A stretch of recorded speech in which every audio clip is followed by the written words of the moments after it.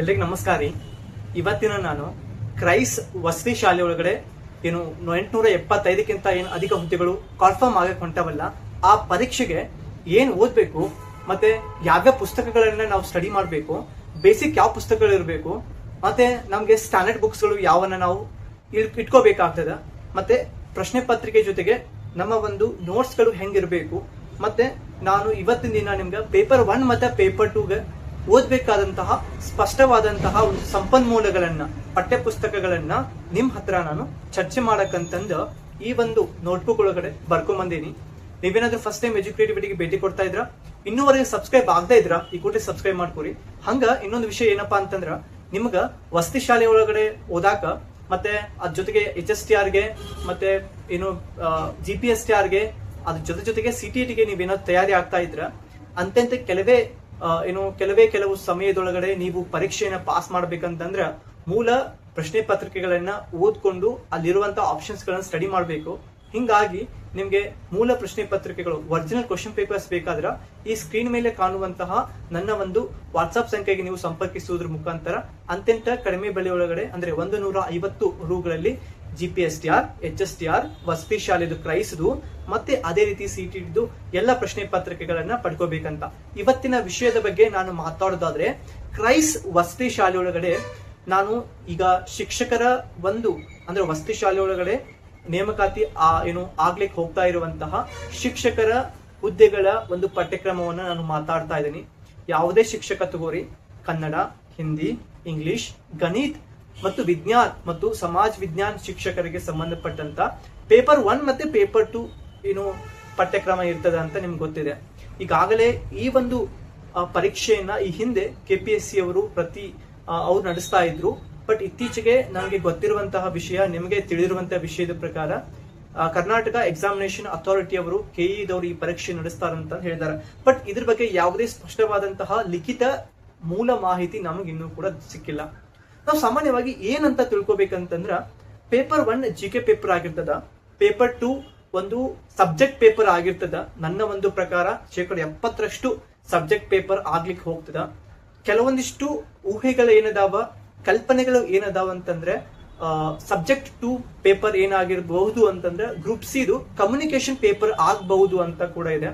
ಇವತ್ತಿನ ದಿನ ನಾವು ಒಂದು 3 ಪೇಪರ್ಗೆ ಅಂದ್ರೆ paper 1 GK paper, paper 2 subject paper ಮತ್ತೆ ಕಮ್ಯುನಿಕೇಶನ್ ಪೇಪರ್ ಬಗ್ಗೆ ಸ್ವಲ್ಪ ನಾನು ಹೇಳಕ ಹೊರಟೇನಿ.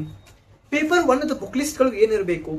ಮೊದಲಿಗೆ GK ಪೇಪರ್ ಅಂತ ಬಂದಾಗ ಜನರಲ್ ನಾಲೆಜ್ ಅನ್ನುವಂತಹ ಪೇಪರ್ ನಲ್ಲಿ ಸಾಮಾನ್ಯವಾಗಿ ನಾವು ಬೇರೆ ಬೇರೆ ಪರೀಕ್ಷೆಗೆ SDA, FDA, group C, KS ಮತ್ತೆ PSI ಅದರ್ ಕಾಂಪಿಟೇಟಿವ್ ಎಕ್ಸಾಮ್ಸ್ಗೆ ಓದುವಂತಹ ಈ GK ಬುಕ್ ಅನ್ನೇ ಕೂಡ ಮತ್ತೊಂದ್ಸಲ ಓದಬೇಕಾಗತ್ತೆ, ಮತ್ತೊಂದ್ಸಲ ಅರ್ಥ ಮಾಡ್ಕೋಬೇಕಾಗತ್ತೆ, ಮತ್ತೆ ಓದಿ ಈ ಒಂದು ಪರೀಕ್ಷೆನ ಬರೀಬೇಕಾಗತ್ತೆ. ಅಲ್ಲಿ ಓದಿರುವಂತಹ GK ಪರಿಕಲ್ಪನೆಗಳು ಮತ್ತೆ ವಿಷಯಗಳು ಇಲ್ಲಿಗೆ ಸಹಾಯ ಆಗ್ತಾವ. ಬೇಸಿಕ್ಸ್ ಬುಕ್ಸ್ ಗಳನ್ನ ಮೇಂಟೈನ್ ಮಾಡ್ಬೇಕು ನೀವು. 6ರಿಂದ 12ನೇ ತರಗತಿಯ ಒಂದು basics school government school text books ಗಳು ನಿಮ್ ಕಡೆ ಇರಬೇಕು. 6ರಿಂದ 12ನೇ ತರಗತಿಯ ಗವರ್ನಮೆಂಟ್ ಟೆಕ್ಸ್ಟ್ ಬುಕ್ಸ್ ಗಳು ನಿಮ್ ಕಡೆ ಇರಬೇಕು. ಇದು ನಿಮ್ಗೆ ಗೊತ್ತಿರಲಿ. ಎರಡನೇ ವಿಷಯ ಬಂದ್ಬಿಟ್ಟು, ಈ ಒಂದು GK ಪೇಪರ್ ಒಳಗಡೆ GK ಪೇಪರ್ ಬಗ್ಗೆ ನಾನು ಮಾತಾಡ್ತಾ ಇರೋದು, ಸಬ್ಜೆಕ್ಟ್ ಪೇಪರ್ ಬಗ್ಗೆ ಮಾತಾಡಕೊಂತಿಲ್ಲ, ಅದು ನೆಕ್ಸ್ಟ್ ಮಾತಾಡ್ತೀನಿ. ಸ್ವಲ್ಪ ತಾಳ್ಮೆ ಇಟ್ಟು ಕೇಳ್ರಿ. ಹಿಸ್ಟ್ರಿಗೆ ಬಂದ್ಬಿಟ್ಟು ನೀವು ಸ್ಪರ್ಧಾ ಮಂಜುನಾಥ್ ಅಂದ್ರೆ ಮಂಜುನಾಥ್ ಸರ್ ಅವರು ಬರೆದಿರುವಂತಹ ಸ್ಪರ್ಧಾ ಇತಿಹಾಸ ಪುಸ್ತಕವನ್ನ ನೀವು ಕೊಂಡ್ಕೊಂಡು ಓದ್ಬಹುದು. ಯಾರು ಈಗ ಆಲ್ರೆಡಿ ಸದಾಶಿವ ಓದ್ತಾ ಇದ್ರಿ, KNA ಓದ್ತಾ ಇದ್ರಿ, ಯಾವ್ದಾದ್ರು ಒಂದ್ ಪುಸ್ತಕ ಓದ್ರಿ. KNA ಆದ್ರೂ ಓದ್ಬಹುದು, ಸದಾಶಿವ ಸರ್ ಅವ್ರದ್ದು ಇತಿಹಾಸ ಬುಕ್ ಅದನ್ನಾದ್ರೂ ಓದ್ಬಹುದು. ಇಲ್ಲ ನನ್ನ ಕಡೆ ಸ್ಪರ್ಧಾ ಇತಿಹಾಸ ಮಂಜುನಾಥ್ ಸರ್ ಅವ್ರ ಪುಸ್ತಕ ಇದೆ ಅಂದ್ರೆ ದಯವಿಟ್ಟು ಅದನ್ನೇ ಓದ್ರಿ, ಅದ್ ಬಿಟ್ಟು ಬೇರೆ ಯಾವ್ದು ಓದ್ಬೇಡ್ರಿ. ಇದು ಒಂದು ನಿಮ್ಗೆ ಗೊತ್ತಿರ್ಲಿ. ಇನ್ನ ಪೊಲಿಟಿಕಲ್ ಸೈನ್ಸ್ ರಾಜ್ಯಶಾಸ್ತ್ರಕ್ಕೆ ನಿಮ್ಗೆ ಗೊತ್ತಿದೆ, PS ಗಂಗಾಧರ್ ಸರ್ ಅವ್ರದ್ದು ಓದ್ರಿ. ಇಂಗ್ಲಿಷ್ ಮಾಧ್ಯಮದಲ್ಲಿ ನೀವು ಓದ್ತೀನಿ ಅಂತಂದ್ರೆ ಲಕ್ಷ್ಮೀಕಾಂತ್ ಸರ್ ಓದ್ಬೋದು. ಇಂಗ್ಲಿಷ್ ಮಾಧ್ಯಮದಲ್ಲಿ ಇತಿಹಾಸ ಓದ್ತೀನಿ ಅನ್ನೋರು ಏನ್ಷಿಯಂಟ್ ಇಂಡಿಯನ್ ಹಿಸ್ಟ್ರಿಗೆ ನೀವು NCERT ಓಲ್ಡ್ NCERT ಓದ್ಬಹುದು, ಇಲ್ಲ ತಮಿಳ್ನಾಡು NCERT ಓದ್ಬಹುದು. ಅದನ್ನ ಓದಿದ್ರೆ ಸಾಕಾಗ್ತದ. ಮಿಡಿವಲ್ ಇಂಡಿಯನ್ ಹಿಸ್ಟ್ರಿಗೆ ನೀವು ಸತೀಶ್ ಚಂದ್ರ ಓದ್ಬಹುದು. ಮಾಡರ್ನ್ ಇಂಡಿಯನ್ ಹಿಸ್ಟ್ರಿಗೆ ನೀವು ಸ್ಪೆಕ್ಟ್ರಮ್ ಓದ್ಬಹುದು, ಚೆನ್ನಾಗಿದೆ. ಇನ್ನು ಅದ್ರ ಜೊತೆಗೆ ನೀವು ಎಕನಾಮಿಕ್ಸ್ ಗೆ ಓದ್ತೀನಿ ಕನ್ನಡದಲ್ಲಿ ಅಂತಂದ್ರೆ ಗರಣಿ ಕೃಷ್ಣಮೂರ್ತಿ ಸರ್ ಅವ್ರದ್ದು ಎಕನಾಮಿಕ್ಸ್ ಬುಕ್ ಅನ್ನ ಓದ್ಬಹುದು. ಜಿಯೋಗ್ರಫಿ ನೀವು ಓದ್ತೀನಿ ಅಂತಂದ್ರೆ ಡಾಕ್ಟರ್ ರಂಗನಾಥ್ ಸರ್ ಅವ್ರದ್ದು ನೀವು ಜಿಯೋಗ್ರಫಿಗೆ ಬುಕ್ ಅನ್ನ ಓದ್ಬಹುದು. ಅದರಲ್ಲಿ ಪ್ರಾಕೃತಿಕ ಭೂಗೋಳಶಾಸ್ತ್ರ, ಕರ್ನಾಟಕ ಭೂಗೋಳಶಾಸ್ತ್ರ, ಮತ್ತೆ ಅದೇ ರೀತಿಯಾಗಿ ಜಗತ್ತಿನ ಭೂಗೋಳಶಾಸ್ತ್ರ ಅಂತ ಇದೆ. ಸೊ ಇವೆಲ್ಲ ಪುಸ್ತಕಗಳನ್ನ ನೀವು ಒಂದ್ಸಲ ಓದ್ಬಿಟ್ರೆ ಇವನ್ KS ಕೂಡ ಇವು ಸಹಾಯ ಆಗ್ತಾವ. ಇದು GK ಪೇಪರ್ ಬಹಳ ಲೆಂದಿಯಾಗಿ ಕವರ್ ಮಾಡ್ತದ. ಸೊ ನೀವು ಜಿಯೋಗ್ರಫಿಗೆ ರಂಗನಾಥ್ ಸರ್ ಓದೋದು ಚೆನ್ನಾಗಿ ಚಲೋ ಇರ್ತದ. ಬಟ್ ಸರ್ ನನಗೆ ಅಷ್ಟೆಲ್ಲ ಬೇಡ, ನಾನು ಈಗ ಆಲ್ರೆಡಿ KM ಸುರೇಶ್ ಸರ್ ಅವ್ರದ್ದು ಮತ್ತೆ ಬೇರೆ ಒಂದು ಪುಸ್ತಕವನ್ನ ಓದ್ತಾ ಇದ್ದೀನಿ ಅಂತಂದ್ರೆ ನೀವು ಅದೇ ಪುಸ್ತಕವನ್ನ ಓದಬಹುದು. ಇಲ್ಲಿ ಯಾವುದೇ ಕಾರಣಕ್ಕೂ ಕೂಡ ನಾನು ಈ ಪುಸ್ತಕ ಓದಿ ಅನ್ನೋದು ಅಂತ ಎಕ್ಸಾಕ್ಟ್ ಆಗಿ ನಿಮ್ಗೆ ಹೇಳಿಕ್ತಿಲ್ಲ ನಾನು. ಬಟ್ ಇಲ್ಲಿ ಏನಂತಂದ್ರೆ ಒಂದು ಏನು ಚೆನ್ನಾಗಿರುವಂತ ಪುಸ್ತಕಗಳು ನನ್ನ ಪ್ರಕಾರ ನಾನು ಹೇಳ್ತಾ ಇದ್ದೀನಿ. ನಿಮ್ ಪ್ರಕಾರ ಯಾವ ಪುಸ್ತಕಗಳು ಚೆನ್ನಾಗಿದಾವಲ್ಲ ಆ ಪುಸ್ತಕಗಳನ್ನ ನೀವು ಕೊಂಡ್ಕೊಂಡು ಓದಬಹುದು. ಇನ್ನು ಮುಂದುವರೆದಂತೆ ಜಾಗ್ರಫಿ ಆಯ್ತು. ಕರೆಂಟ್ ಅಫೇರ್ಸ್ಗೆ ಸಂಬಂಧಪಟ್ಟಂತಹದ್ದು ನೀವು ಯಾವ್ದಾದ್ರು ಒಂದು ಈ ಮಾರ್ಕೆಟ್ ಒಳಗಿರುವಂತಹ ಪ್ರಸ್ತುತ ಚೆನ್ನಾಗಿರುವಂತಹ ಮ್ಯಾಗಝಿನ್ಸ್, ಕರೆಂಟ್ ಅಫೇರ್ಸ್ ಮ್ಯಾಗಝಿನ್ ಅನ್ನ ಓದ್ಬಹುದು. ನೀವು ಒಂದು ನ್ಯೂಸ್ ಪೇಪರ್ ಓದಿ. ನ್ಯೂಸ್ ಪೇಪರ್ಗೆ ನೀವು ಚೆನ್ನಾಗಿರುವಂತಹ news papers, Prajavani news papers ಓದ್ಬಹುದು. ಇಂಗ್ಲಿಷ್ ನಲ್ಲಿ ದ ಹಿಂದೂ ಓದ್ಬಹುದು, ಅಥವಾ ಇಂಗ್ಲಿಷ್ ಒಳಗಡೆ ದ ಇಂಡಿಯನ್ ಎಕ್ಸ್ಪ್ರೆಸ್ ಚೆನ್ನಾಗಿದೆ, ಅದು ಕೂಡ ಓದ್ಬಹುದು. ಯಾವ್ದಾದ್ರು ಒಂದು ನ್ಯೂಸ್ ಪೇಪರ್ ಓದಿ. ನ್ಯೂಸ್ ಪೇಪರ್ ಓದ್ಲಿಕ್ಕೆ ಇಷ್ಟ ಇಲ್ಲ ಅನ್ನೋರು ಅಥವಾ ನನಗೆ ಆಗ್ತಾ ಇಲ್ಲ ಅನ್ನೋರು ಕೂಡ ಮ್ಯಾಗಝಿನ್ಸ್ ಅನ್ನ ಓದ್ಲೇಬೇಕಾಗ್ತದ. ನೀವು ಸ್ಪರ್ಧಾ ವಿಜೇತ ಮ್ಯಾಗಝಿನ್ ಆದ್ರೂ ಓದ್ಬಹುದು, ಅಥವಾ ಸ್ಪರ್ಧಾ ಅರಿವು ಮ್ಯಾಗಝಿನ್ ಆದ್ರೂ ಓದ್ಬಹುದು. ಅದು ಯಾವುದೇ ಅಂದ್ರೆ ಅದು ನಿಮ್ಮ ಒಂದು ಇಷ್ಟಕ್ಕೆ ಸಂಬಂಧಪಟ್ಟದ್ದು. ಅಂದ್ರೆ ನೀವು ಸ್ಪರ್ಧಾ ಅರಿವು ಮ್ಯಾಗಝಿನ್ ಅಲ್ಲಿ ಚೆನ್ನಾಗಿ ನಿಮ್ಗೆ ಏನು ಭಾಷೆಯಲ್ಲಿ ಹಿಡಿತಾ ಇದೆ ಮತ್ತೆ ಅದ್ರ ಚೆನ್ನಾಗಿ ಅರ್ಥ ಆಗುತ್ತೆ, ಅದನ್ನು ಓದ್ಬಹುದು. ಸ್ಪರ್ಧಾ ವಿಜೇತ ಆದ್ರೂ ಓದ್ಬಹುದು. ಯಾವ್ದಾದ್ರು ಒಂದು ಓದಿ. ಎರಡು ಓದೋದ್ರಿಂದ ಏನಾಗುತ್ತೆ, ನಮ್ಗೆ ಯಾವ್ದ್ರಲ್ಲಿ ಕೂಡ ಸ್ಪಷ್ಟತೆ ಸಾಕಾಗೋದಿಲ್ಲ. ಇನ್ನು ಇದ್ರ ಜೊತೆಗೆ ಏನು ಪ್ರಸ್ತುತ ಏನ್ ನಡೀತಾ ಇದೆ, ಈಗ ಉದಾಹರಣೆಗೆ ನಿಮ್ಗೆ ಗೊತ್ತೇ ಇದೆ ರಷ್ಯಾ ಮತ್ತು ಉಕ್ರೇನ್ ಯುದ್ಧ ನಡೀತಾ ಇದೆ. ಅದ್ರ ಬಗ್ಗೆ ಸ್ವಲ್ಪ ತಿಳ್ಕೊಳ್ಬೇಕಾಗ್ತದ. ಬೇರೆ ಬೇರೆ ಪ್ರಸ್ತುತ ರಾಷ್ಟ್ರೀಯ, ಅಂತಾರಾಷ್ಟ್ರೀಯ ಮತ್ತು ರಾಜ್ಯದೊಳಗೆ ಇರುವಂತಹ ಏನು ನಡೆಯುತ್ತಿರುವಂತಹ ಪ್ರಸ್ತುತ ಘಟನೆಗಳ ಬಗ್ಗೆ ನಿಮ್ಮೊಂದು ಅವಲೋಕನ ಇರಬೇಕಾಗ್ತದ. ಸೊ ದಯವಿಟ್ಟು ಅದ್ರ ಬಗ್ಗೆ ನೀವು ಸ್ವಲ್ಪ ಒತ್ತು ಕೊಡ್ಬೇಕಾಗ್ತದ. ಇದು ಸಾಮಾನ್ಯವಾಗಿ ಕೇಳುವಂತದ್ದು. ಇನ್ನು ಸಮಾಜಶಾಸ್ತ್ರ ಅಂತ ಬಂದ್ರೆ ಸಮಾಜಶಾಸ್ತ್ರದೊಳಗಡೆ ಅಷ್ಟೇನು ಹೆಚ್ಚು ಪ್ರಾಮುಖ್ಯತೆ ಇಲ್ಲ. ನನ್ನ ಪ್ರಕಾರ ಸಮಾಜಶಾಸ್ತ್ರದ ನೀವು 12ನೇ ತರಗತಿಯ ಭಾರತೀಯ ಸಮಾಜಶಾಸ್ತ್ರ ಸ್ವಲ್ಪ ಓದಿದ್ರೆ ಚೆನ್ನಾಗಿರ್ತದ. ಅದೇನು ಬಹಳ ಏನಿಲ್ಲ, ಚೆನ್ನಾಗಿದೆ, ಅದನ್ನು ನೀವು ಓದ್ಬಹುದಾಗಿದೆ. ನನ್ನ ಪ್ರಕಾರ ನೀವು ಆಧುನಿಕ ಭಾರತ ಇತಿಹಾಸಕ್ಕೆ ಜಾಸ್ತಿ ಒತ್ತು ಕೊಡಿ.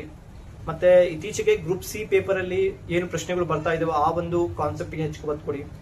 ಮತ್ತೆ ಅಗೇನ್ ನೀವು KE ನೋಡಿಸುವಂತದ್ದು KS question papers, PSI PC ಪರೀಕ್ಷೆಗಳು ನಡೆದಿರುವಂತಹ ಕ್ವಶನ್ ಪೇಪರ್ಸ್ ಕಾನ್ಸೆಪ್ಟ್ ಅನ್ನ ಅಂಡರ್ಸ್ಟ್ಯಾಂಡಿಂಗ್ ಮಾಡ್ಕೊಂಡು ನಿಮ್ಮದೇ ಆದಂತಹ ಒಂದು ಏನ್ ಮಾಡ್ರಿ ಸಿಲೆಬಸ್ ಅನ್ನು ರೆಡಿ ಮಾಡ್ಕೊಡಿ. ಅವ್ರು ಸಿಲೆಬಸ್ ಅನ್ನ ಒಂದು ಸಿಲೆಬಸ್ ಅಂತ ಅವ್ರು ಕೊಡ್ತಾರೆ ವಿನಃ ಅಷ್ಟೇ ಸಿಲೆಬಸ್ಗೆ ಸಂಬಂಧಪಟ್ಟಂತ ಪ್ರಶ್ನೆಗಳು ಕೊಡೋದಿಲ್ಲ. ಹೆಚ್ಚಿಗೆ ಪ್ರಶ್ನೆಗಳು ಕೊಡ್ತಾರೆ. ಅಂದ್ರೆ ಅದನ್ನು ಮೀರಿ ನಿಮಗೆ ಉತ್ತರಿಸ್ಲಿಕ್ಕೆ ಆಗೋದಿಲ್ಲ. ಸೊ ಹೀಗಾಗಿ ಪ್ರಶ್ನೆ ಪತ್ರಿಕೆ ಒಂದಿದ್ರೆ ಸಿಲೆಬಸ್ ಅಲ್ಲಿ ಒಂದಿರ್ತದ. ಸೊ ಅದಕ್ಕೆ ನಾನು ಏನ್ ಹೇಳ್ತೀನಿ ನಿಮ್ಗೆ ಅಂತಂದ್ರೆ ಅವರು ಸ್ವಲ್ಪ ಓದಿದ್ರೆ ನಾವು ಬಹಳಷ್ಟು ಓದ್ಬೇಕಾಗ್ತದ. ಯಾಕೆಂದ್ರೆ ನಾವು ಪರೀಕ್ಷೆಯನ್ನ ಕೇವಲ ಪಾಸ್ ಮಾಡೋರಲ್ಲ, ನಾವು ಮೊದಲ ಒಂದು ಪ್ರಥಮ ಸ್ಥಾನದೊಳಗೆ ಬರಬೇಕಾದ್ರೆ ನಾವು ಎಷ್ಟೆಲ್ಲ ಓದ್ತೀವಲ್ಲ, ಅಟ್ಲೀಸ್ಟ್ ನಾವು ಪ್ರಥಮ ಸ್ಥಾನ ಬರಲಿಲ್ಲ ಅಂದ್ರೆ 10ನೇ ಸ್ಥಾನ ಆದ್ರೂ ಬರ್ತೀವಿ. ಈ ಒಂದು ಉದ್ದೇಶವನ್ನ ನೀವು ಇಟ್ಕೋಬೇಕು. ಇನ್ನು ಎರಡನೇದಾಗಿ ನಿಮ್ ಕಡೆ ಪ್ರೀವಿಯಸ್ ಕ್ವಶನ್ ಪೇಪರ್ಸ್ ಅನ್ನ 100% ಚೆನ್ನಾಗಿ ನೀವು ಸ್ಟಡಿ ಮಾಡಬೇಕು. That is very important. KPS ಇದು ಎಲ್ಲಾ ಕ್ವಶನ್ ಪೇಪರ್ಸ್ ಅನ್ನ ನೀವು ಸಾಲ್ವ್ ಮಾಡಬೇಕು. ಅಗೇನ್ KE ದವರು ಗ್ರೂಪ್ C ಕ್ವಶನ್ ಪೇಪರ್ಸ್ ಅನ್ನ ಸಾಲ್ವ್ ಮಾಡಬೇಕು. PSI ಅವ್ರದ್ದು ಕ್ವಶನ್ ಪೇಪರ್ಸ್ ಅನ್ನ ಸಾಲ್ವ್ ಮಾಡ್ರಿ ಸಾಧ್ಯವಾದಷ್ಟು.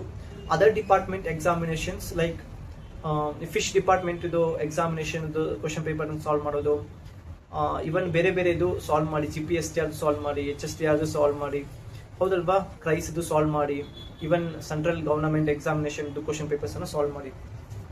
ಇದು ಪೇಪರ್ 1 ಗಾಯ್ತು. ಇನ್ನ ಪೇಪರ್ 2 ಸಬ್ಜೆಕ್ಟ್ ಪೇಪರ್ ಬಗ್ಗೆ ನಾನು ಹೇಳ್ತೀನಿ. ಸಬ್ಜೆಕ್ಟ್ ಪೇಪರ್ ಇದು 100 ಅಂಕಕ್ಕೆ ಇರ್ತದೆ. ಮತ್ತೆ 100 ಪ್ರಶ್ನೆಗಳು ಸಾಮಾನ್ಯವಾಗಿ ಕೇಳ್ತಾರೆ. ಇಲ್ಲಿ ಋಣಾತ್ಮಕ ಅಂಕ ಇರ್ತದೆ. ಪ್ರತಿ ಒಂದು ತಪ್ಪು ಅಂಕಕ್ಕೆ 20% 0.25 ಅಂತ ಋಣಾತ್ಮಕ ಅಂಕ ಇರ್ತದೆ. ಸೊ ದಟ್ ಈಸ್ ವೈ ನಾವು ಸರಿಯಾದ ಪ್ರಶ್ನೆಗೆ ಮಾತ್ರ, ನಮ್ಗೆ ಗೊತ್ತಿರುವಂತ ಪ್ರಶ್ನೆಗೆ ಮಾತ್ರ ಉತ್ತರಿಸಬೇಕಂದ್ರೆ ಸರಿಯಾಗಿ ಓದ್ಬೇಕಾಗ್ತದೆ. ನಿಮ್ಮ ಸಬ್ಜೆಕ್ಟ್ ಅಲ್ಲಿ ನಿಮ್ಗೆ ಈಗ ಆಲ್ರೆಡಿ ಚೆನ್ನಾಗಿ ನಿಮ್ ಕಡೆ ಒಂದು ವಿಷಯದ ಪಾಂಡಿತ್ಯ ಇರ್ತದ, ಶಿಕ್ಷಕರಾಗ್ಲಿಕ್ಕೆ ಹೋಗೋರು. ಅದಕ್ಕೆ ನೀವ್ ಏನ್ ಮಾಡ್ಬೇಕು ಅಂತಂದ್ರೆ ಒಂದು ವ್ಯವಸ್ಥಿತವಾದಂತಹ ಒಂದು ಟಚ್ ಅನ್ನು ಕೊಡಬೇಕು, ರೀಡಿಂಗ್ ಟಚ್ ಅನ್ನು ಕೊಡಬೇಕು. ಸುಮ್ನೆ ಹಂಗೆ ಓದೋದಲ್ಲ. ಮೊದಲಿಗೆ ಸ್ಕೂಲ್ ಬುಕ್ಸ್ ಅನ್ನು ಓದಿ. ಬೇಸಿಕ್ ಫೌಂಡೇಶನ್ ಬುಕ್ಸ್ ಯಾವ್ಯಾವ ಅಂತ ಸ್ಕೂಲ್ ಬುಕ್ಸ್. ಈಗ ನಾನು ಒಂದು ಉದಾಹರಣೆ ಕೊಡ್ತೀನಿ ನಿಮ್ಗೆ.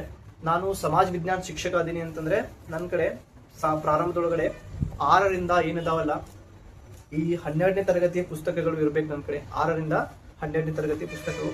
ಸೊ ನೋಡಿ ನನ್ನ ಕಡೆ ಈಗ ಇಷ್ಟು ಪುಸ್ತಕಗಳು ಅದಾವ ಅಂತಂದ್ರೆ ಇಷ್ಟು ಪುಸ್ತಕಗಳನ್ನ ನಾನು ಏನ್ ಮಾಡ್ತೀನಿ, ಓದಿ ಮುಗಿಸ್ಬೇಕು ಮತ್ತೆ ರಿವಿಷನ್ಸ್ ಮಾಡಬೇಕು. ಸೊ ಹಿಂಗ್ ಮಾಡೋದ್ರಿಂದ ಮಾತ್ರ ಏನಾಗ್ತದ, ಸಾಧ್ಯ ಆಗ್ತದ. ಮತ್ತೆ ನಿಮ್ ವಿಷಯಕ್ಕೆ ಸಂಬಂಧಪಟ್ಟಂತಹದ್ದು ಒಂದು ಬೋಧನಾಶಾಸ್ತ್ರದ ಪುಸ್ತಕ ಇರಲಿ. ಬೋಧನಾಶಾಸ್ತ್ರ ಯಾರೆಲ್ಲ ನೀವು ವಿಜ್ಞಾನ ಶಿಕ್ಷಕರಿದ್ರೆ 6ರಿಂದ 12ನೇ ತರಗತಿ ವಿಜ್ಞಾನ, ಮತ್ತು ಅದರೊಳಗಡೆ ವಿಜ್ಞಾನದಲ್ಲಿ ನಾನು ಫಿಸಿಕ್ಸ್ ಮತ್ತೆ ಮ್ಯಾಥ್ಸ್ ಟೀಚರ್ ಆಗೋರು ಮ್ಯಾಥಮೆಟಿಕ್ಸ್ ಟೀಚರ್ ಆಗ್ತಾರ, ಸೈನ್ಸ್ ದಲ್ಲಿ ಬರುವಂತಹ ಕೆಮಿಸ್ಟ್ರಿ ಬಯೋ ಅದು ಅವರು ಒಬ್ರು ಟೀಚರ್ ಆಗ್ತಾರ ಅಂತಲ್ಲ ಬೇಡ. Understand the PCMB subjects, thorough knowledge ಇಟ್ಕೋರಿ, ವೆಲ್ ಸ್ಟಡಿ ಮಾಡಿ, ಅಂದಾಗ ಮಾತ್ರ ಯಾವುದೇ ಒಂದು ಪರೀಕ್ಷೆನ ಚೆನ್ನಾಗಿ ಪಾಸ್ ಮಾಡ್ಬೇಕಾಗ್ತದ. ಇಲ್ಲಿ ಕೇವಲ ಬರೀ ನೀವು ಥೆರಾಟಿಕಲ್ ಆಗಿ ಥಿಯರಿ ಓದಿದ್ರೆ ಪಾಸ್ ಅಕ್ಕೇನಪ್ಪಾ ಅನ್ನುವಂತ ಒಂದು ಕಾನ್ಸೆಪ್ಟ್ ಅನ್ನು ತಲೆಯಾಗಿ ತೆಗಿರಿ. ಯಾಕಂದ್ರ ಬರೀ ಥಿಯರಿ ಓದೋದ್ರಿಂದ ಕಾನ್ಸೆಪ್ಟ್ಗಳು ಕ್ಲಿಯರ್ ಆಗೋದಿಲ್ಲ. ನಿಮಗೆ ಎಷ್ಟು ಅರ್ಥ ಆಗ್ಯಾವ ಅಂತಂದು ಗೊತ್ತಾಗೋದು ನೀವು ಎಷ್ಟು ಪ್ರಶ್ನೆ ಪತ್ರಿಕೆಗಳನ್ನು ಬಿಡಿಸಿರಿ, ಎಷ್ಟು ಮಾಕ್ ಟೆಸ್ಟ್ ಅನ್ನು ಅಟೆಂಡ್ ಮಾಡಿರಿ, ನಿಮ್ಮ ನಾಲೆಜ್ ಅನ್ನ ನೀವು ಎಷ್ಟು ಟೆಸ್ಟ್ ಮಾಡ್ಕೊಂಡಿರಿ ಅನ್ನೋದ್ರ ಮುಖಾಂತರ ನಿಮ್ಮ ಒಂದು ಕಾನ್ಸೆಪ್ಟ್ ಕ್ಲಾರಿಟಿ ಆಕೈತಿ. ನಿಮ್ಮ ಒಂದು ಓದಿಗೆ ಒಂದು ವಿಶೇಷವಾದಂತ ಮೆರಗು ಬರ್ತದ, ಮೆರಗು. ಸೊ ಅದಕ್ಕೋಸ್ಕರ ಹೊಳಪು ಬರ್ತದ. ದಯವಿಟ್ಟು ಕೇವಲ ಥಿಯರಿಯನ್ನ ಓದೋದು ನಿಲ್ಲಿಸ್ರಿ, MCQ ವನ್ನ ಬಿಡಿಸ್ರಿ ಸಾಧ್ಯವಾದಷ್ಟು.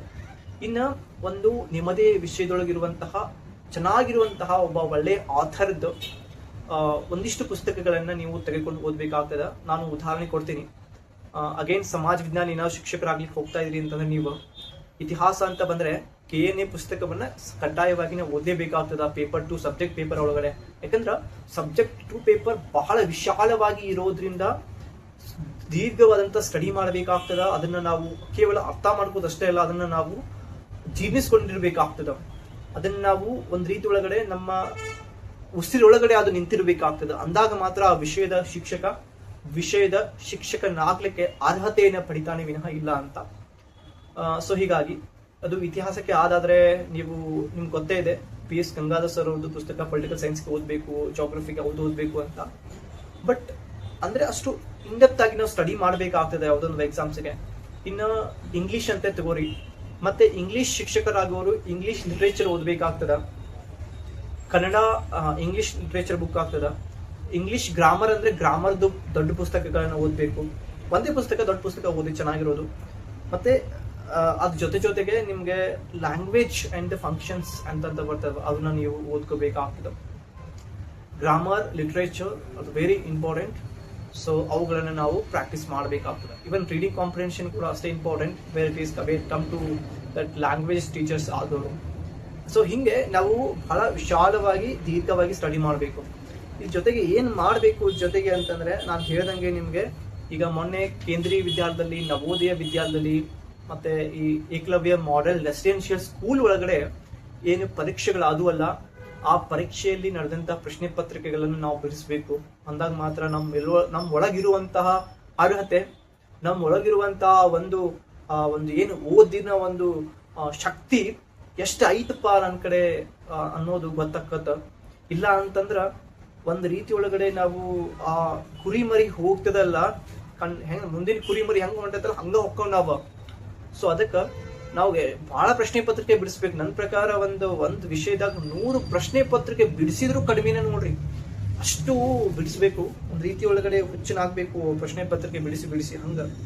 ಇನ್ನ ಇದ್ರೊಳಗಡೆ ನೀವೇನು ಇನ್ನೊಂದು ಅರ್ಥ ಮಾಡ್ಕೋಬೇಕು, ನಾನು ಹೇಳಿದ್ದೆ ನಿಮ್ಗೆ basic text books, question papers ಒಳಗಡೆ ಇರುವಂತಹ ಸಿಲೆಬಸ್ ಅನ್ನ ಮತ್ತೆ ಸಿಲೆಬಸ್ ಅಲ್ಲಿ ಇರುವಂತಹ ಸಿಲೆಬಸ್ ಅನ್ನ ಕಂಪ್ಯಾರಿಸನ್ ಮಾಡಿ ನಿಮ್ಮ ಟೆಕ್ಸ್ಟ್ ಬುಕ್ಸ್ ಅನ್ನ ನೀವು ಡಿಸೈಡ್ ಮಾಡಿ ಒಂದು ಸ್ಟ್ಯಾಂಡರ್ಡ್ ಟೆಕ್ಸ್ಟ್ ಬುಕ್ ಅನ್ನ ತಗೊಂಡು, ಬೇಸಿಕ್ ಟೆಕ್ಸ್ಟ್ ಬುಕ್ ಅನ್ನು ತಗೊಂಡು ನೀವು ಓದಾಕ್ ಕುಂತ್ರಿಪ್ಪ ಅಂದ್ರೆ ಅದು ಮುಗಿಯೋ ಮಟ್ಟನು ಎದ್ದೇಳಬಾರ್ದು. ಇದು ಒಂದು ಶಪಥ ಮಾಡ್ರಿ ನೀವು. ಇನ್ನು ಇದ್ರ ಜೊತೆಗೆ ನಿಮ್ಗೆ ಹೇಳ್ದಂಗೆ ನಾನು ಈಗ ಪೇಪರ್ 2 ಒಳಗಡೆ ಗ್ರೂಪ್ ಸಿ ಕಮ್ಯುನಿಕೇಶನ್ ಪೇಪರ್ ಇರಲ್ಲ ಅನ್ನೋದು ಯಾವುದು ಕೂಡ ಸ್ಪಷ್ಟತೆ ಇಲ್ಲ. ಬಟ್ ನನ್ನ ಪ್ರಕಾರ ಇರಲ್ಲ ಅಂತ ನನ್ಗೆ ಅನಿಸೈತಿ. ಬಟ್ ನೋಡೋಣ, ಇದ್ರ ಬಗ್ಗೆ ಸ್ಪಷ್ಟವಾದಂತ ಮಾಹಿತಿ ಇನ್ನೂ ಕೂಡ ಇಲ್ಲ. ಆದ್ರೂ ಕೂಡ ನಮ್ಮ ಒಂದು ಏನಂತೀವಲ್ಲ, ನಾವು ಮುನ್ನೆಚ್ಚರಿಕೆಗಳು ನಾವು ಇರಬೇಕು. ಅದಕ್ಕೋಸ್ಕರ ಇದನ್ನ ಹೇಳ್ತಾ ಇದ್ದೀನಿ. ಯಾವುದೇ ಒಂದು ಒತ್ತಡದಿಂದ ನಿಮ್ಮನ್ನ ನಾನು ದಾರಿ ತಪ್ಪಿಸ್ಬೇಕಂತ ಏನು ಹೇಳ್ತಾ ಇಲ್ಲ. ಬಟ್ ಇದು ನನಗೆ ಹೇಳ್ಬೇಕು ಅನಿಸ್ತು. ನಿಮ್ಗೆ ಏನಾದ್ರೂ ಇದು ಇಷ್ಟ ಇದ್ರೆ ಅನಿಸಿದ್ರೆ ದಯವಿಟ್ಟು ನೀವು ಇದನ್ನ ನೋಡಬಹುದು, ಅಥವಾ ನಿಮ್ಮ ಇದ್ರೊಳಗಡೆ ಪರೀಕ್ಷೆ ತಯಾರಿ ಒಳಗೆ ಅಳವಡಿಸ್ಕೊಳ್ಬಹುದು. ಇಲ್ಲಿ ಕಂಪ್ಯೂಟರ್ ಇಂಗ್ಲಿಷ್ ಅಂತ ಕನ್ನಡ ಅಂತ ಬರ್ತಾವ ಕಮ್ಯುನಿಕೇಶನ್ ಪೇಪರ್ ಒಳಗಡೆ. ಕಂಪ್ಯೂಟರ್ಗೆ ನೀವು ಇಂಗ್ಲಿಷ್ನೊಳಗಡೆ ಅರ್ಹಂತ್ ಕಂಪ್ಯೂಟರ್ ಓದ್ಬೇಕಾಗ್ತದೆ, ಅರ್ಹಂತ್ ಬುಕ್. ಕನ್ನಡದಲ್ಲಿ ಸುನಿಲ್ ಚೌಹಾಣ್ ಸರ್ ಅವ್ರದ್ದು ಚೆನ್ನಾಗಿದೆ ಅಂತಾರ, ಬಟ್ ನಾನು ಅದನ್ನ ಓದಿಲ್ಲ. ನೀವು ಓದ್ಬಹುದು, ಚೆನ್ನಾಗಿದೆ ಅದು ಪುಸ್ತಕ ಅಂತ. ಎಲ್ಲರೂ ಕೂಡ ಅದನ್ನೇ ಕೆಲವೊಬ್ರು ಓದ್ತಾರೆ. ಮತ್ತೆ ಬೇರೆ ಬೇರೆದವ್ರು ಯಾವ ಪುಸ್ತಕವನ್ನ ಓದ್ತೀರಿ, ಆದ್ರೆ ನಿಮ್ಮ ಒಂದು ಈ ಪರೀಕ್ಷೆಗೆ ವಾಸ್ತವದ ಪರೀಕ್ಷೆಗೆ ಅಥವಾ ಪ್ರಸ್ತುತ ಪರೀಕ್ಷೆಗೆ ಆ ಪುಸ್ತಕ ಏನಾದ್ರೂ ಚೆನ್ನಾಗಿದೆ ಅನ್ಸಿದ್ರೆ ನೀವು ಓದ್ಬಹುದು. ಇಲ್ಲ ಅಂತಂದ್ರೆ ನೀವು ಬೇರೆ ಪುಸ್ತಕವನ್ನ ನಿಮ್ಗೆ ಯಾವ್ದು ಇಷ್ಟಪಟ್ಟದ ಅಥವಾ ನಿಮ್ಗೆ ಯಾವ್ದು ಅನಿಸ್ತದ ದಯವಿಟ್ಟು ಆ ಪುಸ್ತಕವನ್ನ ಓದಿ. ಒಟ್ಟಿನೊಳಗಡೆ ಆ ಪುಸ್ತಕ ಓದಿದ್ರೆ ನೀವು ಪರೀಕ್ಷೆ ಪಾಸ್ ಆಗ್ಬೇಕು, ಹಂಗೆ ಪುಸ್ತಕವನ್ನ ಆಯ್ಕೆ ಮಾಡ್ಕೊಂಡು ಓದಿ ಒಂದು ಕೆಲಸ ಮಾಡಿ. ಇನ್ನು ಲೂಸೆಂಟ್ ಅವ್ರದ್ದು ಕೂಡ ಕಂಪ್ಯೂಟರ್ ಬುಕ್ ಬರ್ತದ, ಅದನ್ನು ಓದ್ಬಹುದು. ಲೂಸೆಂಟ್ ಅವ್ರದ್ದು ಚೆನ್ನಾಗಿದೆ ಪುಸ್ತಕ, ಅದನ್ನಾದ್ರೂ ಓದಿ. ಇಂಗ್ಲಿಷ್ಗೆ ನೀವು ಆಬ್ಜೆಕ್ಟಿವ್ ಜನರಲ್ ಇಂಗ್ಲಿಷ್ ಅಂತ ಬರ್ತದೆ, SP ಬಕ್ಷೀಸ್ ಅವ್ರದ್ದು, ಈ ಪುಸ್ತಕ ಓದಿ. ಇನ್ನ ಇದು ಪುಸ್ತಕ ಇಲ್ಲ, ಲೂಸೆಂಟ್ ಅವ್ರದ್ದು ಜನರಲ್ ಇಂಗ್ಲಿಷ್ ಅಂತ ಇದೆ, ಈ ಪುಸ್ತಕ ಆದ್ರೂ ಓದ್ಬಹುದು. ಇವೆರಡರಲ್ಲಿ ಒಂದು ಪುಸ್ತಕ ಓದ್ರಿ. ಮತ್ತೆ ಕರ್ನಾಟಕದೊಳಗಡೆ ಏನು ಚೆನ್ನಾಗಿರೋ ಪುಸ್ತಕ ನಿಮ್ಗೆ ಏನಾದ್ರೂ ಓದ್ತಾ ಇದ್ರೆ ಆಲ್ರೆಡಿ ಓದಿ. ಇಂಗ್ಲಿಷ್ ಗ್ರಾಮರ್ಗೆ ಅದು ಕೂಡ ಚೆನ್ನಾಗಿದಾವ. ಮತ್ತೆ ಇಲ್ಲಿ ವೊಕ್ಯಾಬ್ಲರಿನೂ ಕೂಡ ಇಂಪಾರ್ಟೆಂಟೇ ಆಗ್ತದೆ ಸ್ವಲ್ಪ. ಸೊ ಅದಕ್ಕೋಸ್ಕರ ವೊಕ್ಯಾಬ್ಲರಿಗೆ ನೀವು ಬ್ಲ್ಯಾಕ್ ಬುಕ್ ಆದ್ರೂ ಓದ್ಬಹುದು. ಇಲ್ಲ ಅಂತಂದ್ರ ವರ್ಡ್ ಪವರ್ ಮೇಡ್ ಈಸಿ ಅಂತ ಇದೆ, ವರ್ಡ್ ಪವರ್ ಮೇಡ್ ಈಸಿ ಅಂತ, ಆ ಪುಸ್ತಕ ಅದು ಓದ್ಬಹುದು, ನೋ ಇಶ್ಯೂಸ್. ಬಟ್ ನಿಮಗೆ ಯಾವುದು ಸಂಬಂಧಪಟ್ಟಂತ ಇಷ್ಟವಾದಂತ ಪುಸ್ತಕ ಇದೆ ಅದನ್ನು ಓದ್ಬಹುದು, ನೋ ಪ್ರಾಬ್ಲಮ್. ಇನ್ನು ಅದ್ರ ಜೊತೆಗೆ ಕನ್ನಡ ವಿಷಯಕ್ಕೆ ಬಂದಂಗ 6ರಿಂದ 10ನೇ ತರಗತಿ ಏನು ಕರ್ನಾಟಕದ ಬೇಸಿಕ್ ಗ್ರಾಮರ್ ಏನಿದೆ ಅಲ್ಲ, ಅಥವಾ 8ರಿಂದ 10ನೇ ತರಗತಿ ಇದೆ, ಆ ಒಂದು PDF ಬುಕ್ ಅನ್ನ ನೀವು ಓದ್ಬಹುದು. ಅರಳಿಗುಪ್ಪೆ ಸರ್ ಅವ್ರದ್ದು ಕೂಡ ಅದು ಓದ್ಬಹುದು. ಅಥವಾ ನೀವು ಬೇರೆ ಯಾವ್ದಾದ್ರು ಕನ್ನಡ ವ್ಯಾಕರಣಕ್ಕೆ ಸಂಬಂಧಪಟ್ಟಂತದ್ದು ಓದ್ತೀನಿ, ಅಥವಾ ಕನ್ನಡ ವ್ಯಾಕರಣಕ್ಕೆ ಸಂಬಂಧಪಟ್ಟಂತ ಪುಸ್ತಕ ಈಗ ಆಲ್ರೆಡಿ ನನ್ನ ಕಡೆ ಇದೆ. ಸ್ಪರ್ಧಾ ವಿಜೇತ ಅವ್ರದ್ದು, KM ಸುರೇಶ್ ಅವ್ರದ್ದು ಕನ್ನಡ ಬುಕ್ ಇದೆ, ಅದನ್ನು ಓದ್ಬಹುದು. ಅಥವಾ ಬೇರೆ ಯಾರ್ದು ನಿಮ್ ಕಡೆ ಇದೆಯಲ್ಲ ಆ ಪುಸ್ತಕ ಓದ್ತಾ ಇದ್ರೆ ಅಥವಾ ಓದ್ಬೇಕನ್ಸಿದ್ರೆ ನೀವು ಅದನ್ನೇ ಓದ್ಬೋದು. ಬಟ್ ಅರಳಿಗುಪ್ಪೆ ಅಥವಾ ಬೇಸಿಕ್ ಕನ್ನಡ 8ರಿಂದ 10ನೇ ತರಗತಿದು ಶಾಲಾ ಬೇಸಿಕ್ ಗ್ರಾಮರ್ ಬುಕ್ ಅನ್ನ ನೀವು PDF ಅನ್ನ ತಗೊಂಡು ಓದ್ಬೋದು. ಅದು PDF ಲಿಂಕ್ ಅನ್ನ ಕೆಳಗಿನ ಡಿಸ್ಕ್ರಿಪ್ಷನ್ ಬಾಕ್ಸ್ ಒಳಗೆ ನಾನು ಕೊಡ್ತೀನಿ, ನೀವು ಅದನ್ನ ಚೆನ್ನಾಗಿ ಓದ್ಬೋದು. ಇಲ್ಲಿ ಕೇವಲ ಪಠ್ಯ ಒಂದು ಬುಕ್ಸ್ ಲಿಸ್ಟ್ ಗಳನ್ನ ನೀವು ತಿಳ್ಕೊಳ್ಳೋದು, ಬರೆದಿಟ್ಕೊಳ್ಳೋದು ಅಷ್ಟೇ ಇಲ್ಲ, ತಗೊಳ್ಳೋದು ಅಷ್ಟೇ ಇಲ್ಲ. ನಾನು ಈ ಪುಸ್ತಕವನ್ನು ಎಷ್ಟು ದಿನ ಓದ್ತೀನಿ, ಇದಕ್ಕೆ ನಾನು ಎಷ್ಟು ಟೈಮ್ ಕೊಡಬಲ್ಲೆ, ಮತ್ತು ಈ ಪುಸ್ತಕವನ್ನ ಈಗ ಇಷ್ಟು ದಿನ ಓದಿದಾದ್ಮೇಲೆ ಮತ್ತೆ ಯಾವಾಗ ನಾನು ರಿವಿಷನ್ ಮಾಡ್ತೀನಿ, ಮತ್ತೆ ಮೊದಲೇ ಸಲ ನಾನು ನೋಟ್ಸ್ ಮಾಡ್ತೀನಿ ಅಂತ ಅನ್ನಕ್ ಹೋಗ್ಬೇಡ್ರಿ. ಫಸ್ಟ್ ಟೈಮಿಗೆ ನೀವು ನೋಟ್ಸ್ ಮಾಡಕ್ ಹೋಗ್ಬೇಡ್ರಿ, ಯಾಕಂದ್ರೆ ಅದೇ ಬುಕ್ ಅನ್ನ ಮತ್ತೊಂದ್ಸಲ ಬರೀತೀರಿ. ನೀವು ಒಂದು 3ರಿಂದ 4 ಸಲ ಓದ್ರಿ, ಆಮೇಲೆ ನಿಮ್ಗೆ ಮುಖ್ಯವಾದಂತಹ ಏನು ಪಾಯಿಂಟ್ಸ್ ಗಳನ್ನ, ಮಾಹಿತಿಯನ್ನ ನೀವು ನೋಟ್ಸ್ ಮಾಡಿ ನಿಮ್ಗೆ ಚೆನ್ನಾಗಿ ಆಗ್ತದೆ.